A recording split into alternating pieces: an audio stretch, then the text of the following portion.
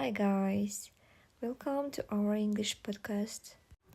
Let me introduce our guest English teacher, Aynur Bayzakovna. If you speak English fluently, traveling could be more fun. You don't have to wait for the latest best-selling book or Hollywood movie to be translated in your native language and much more. So, how can you learn English effectively? Hello, Ainur. How are you? Today we will talk about learning English effectively. When you study English or any language for the matter, you shouldn't learn individual words because memorizing them makes no sense without context. Instead, you should study whole phrases. Memorizing the meaning of words is much easier if you know what they mean and how they are used in the sentence. So, what about they learn by listening? Yes, if you want to learn how to speak English, learn by listening and not by reading alone. There are different listening strategies you can use to understand what is being said. When you listen more, you will pick up useful vocabulary and grammar without even realizing it. Oh, thank you. Why is it important to take tests for students?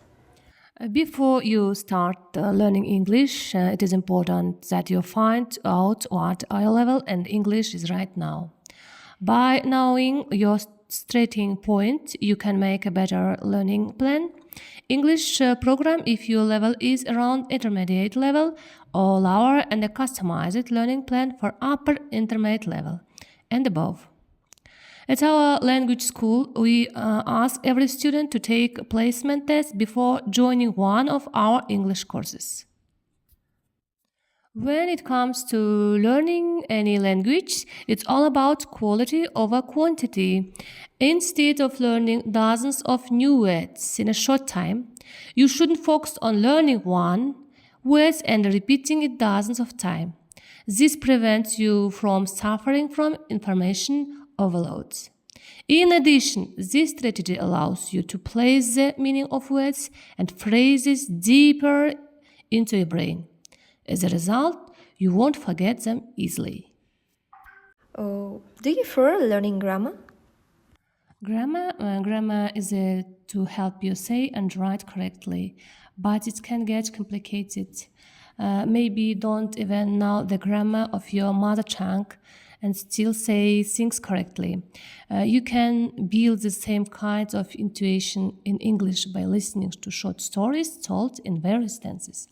This will help you improve your English grammar automatically and more naturally. Listen and answer, don't listen and repeat.